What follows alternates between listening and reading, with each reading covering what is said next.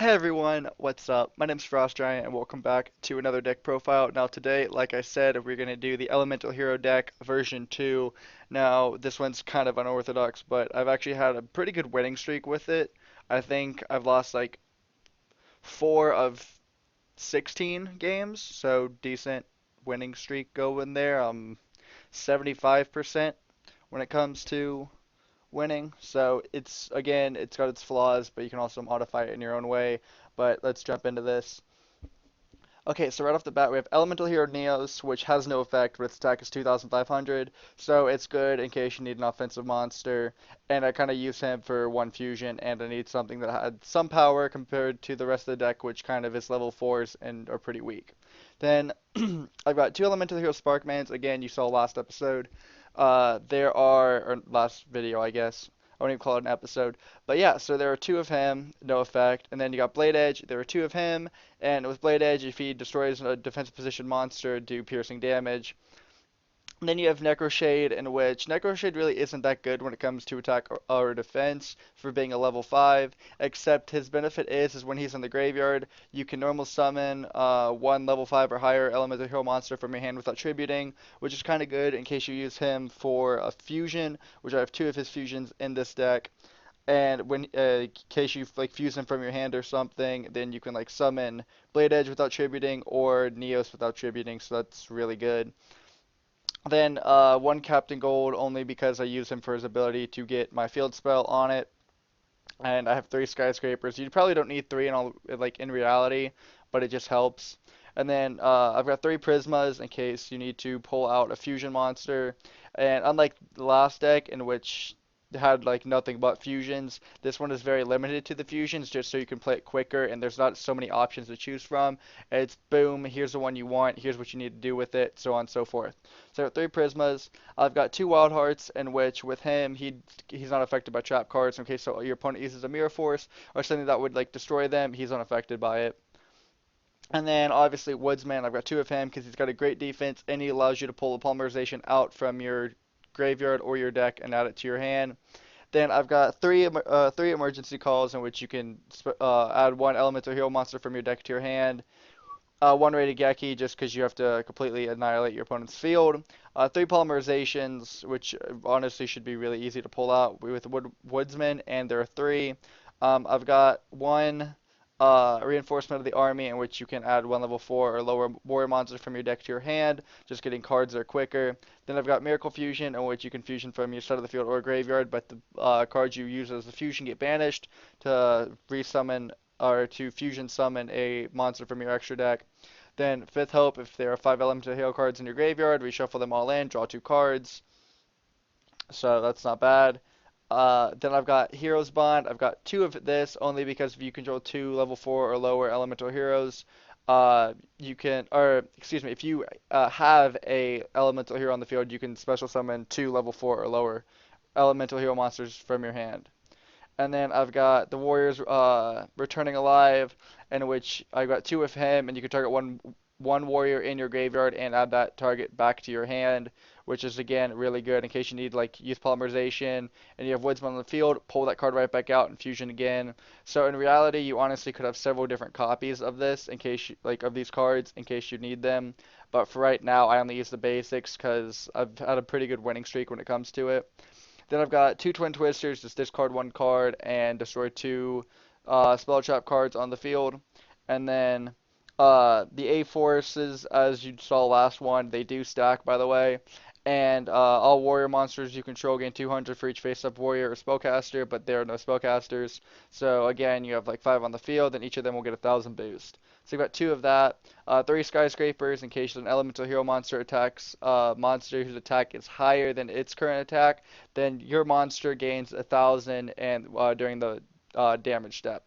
So that's pretty good. And then Hero Signal, again, if your elemental hero is destroyed, you can special summon one level 4 or lower from your deck. And you're probably wondering, why is this all nothing but spells? You have no trap cards to defend. Honestly, if you want, you could probably drop a Skyscraper too and maybe like one of the A forces and just pull up like Mirror Force or anything else that might benefit you. You probably could also drop one Miracle Fusion, but again, it doesn't really matter. It can go either way. And then when it comes to extra deck, I limited it this time so there's not a variety. And so these are like the ones you need, at least in my opinion. But then again, all my decks are unorthodox. But so yeah, so core is what I had in the last one, in which you can double his attack during the damage step, and you can target one level 8 or lower elemental fusion in your graveyard and special summon that target, ignoring it. It's summoning conditions only when this card is destroyed, though.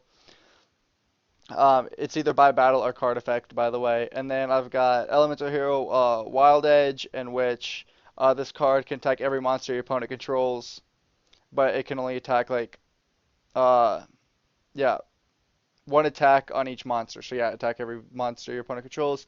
Then Plasma Vice, in which it does piercing damage just like Blade Edge, but you can also discard one card and target one attack position monsters your opponent controls and destroy it. So that's another way to get it off the field.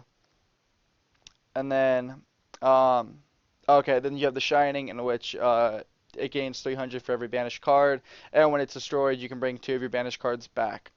So and then Elemental Hero Neos King, Neos King, in which he can attack twice, but when he attacks, um, he doesn't really do any battle damage. Oh, he also gets the attack of whatever hero monster, or excuse me, warrior monster you used in regards to his summoning. So say you chose like Neos and Blade Edge, so he would get the 2,500 on top of like the 2,600. So he'd be at 5,100 would be his attack. But he doesn't do damage, but he's still a threat because he does have the higher attack, so he can eliminate the stronger monsters and then go from there. And then we have Gaia, in which you can target one face-up monster your opponent controls, and its attack is halved. So that's pretty good in case you just need to like quick elimination of your opponent. Just keep halving their attacks, destroying monsters, or having the strongest monster on the field. And then you have which one's this? Dark Bright, in which it can affect piercing damage as well. And then if this card's destroyed, target one monster your opponent controls and destroy it. So pretty much it acts as Plasma Vice, except unlike it discarding a card to destroy a monster your opponent controls, if it's destroyed, you can destroy a monster your opponent controls. And then you've got Necro Shaman, or Necro Shaman, excuse me. And you can target one monster your opponent controls and destroy the target, and then special summon one card from your opponent's graveyard to their side of the field, which I really like. In case your opponent has like a really strong monster on the field, you can destroy it. And if they have a really weak monster in their graveyard, you can special summon that, and you get to choose whether it goes in attack or defense position. So I've gone up against someone who had I think it was a Karibo or something along those lines. It was like a really little attack. I kept it in attack position. They had no back row, and I just eliminated them from there. And then I've got Utopia the Lightning, in which his attack becomes 2,500 if there's a Utopia monster that acts as its material. And also, your opponent cannot activate cards during its battle phase. And then obviously, XYZ Dragon, discard two or detach two materials. Select one monster your opponent controls, half its attack, it gains that attack, and then basic Utopia just because it can negate attacks, and also it's needed for Utopia Lightning. So that's pretty much my deck, and obviously it's still got a lot more to do. I don't know why I just saved it. There's a bit more editing I could probably do to it, and if I do get a better version in the future, I'll probably just re-upload it. But I hope you guys have enjoyed this. If so, please leave a like, comment down below what else you want to see. I've got requests for a Cyber Dragon and an XYZ deck, which I've got the A to Z deck finally finished, and that'll probably be up within the next few days. And the Cyber Dragon deck I'm trying to remodel since it's kind of an out of date version. So that's just what's to come. So I hope you guys have enjoyed, and I will catch you all later.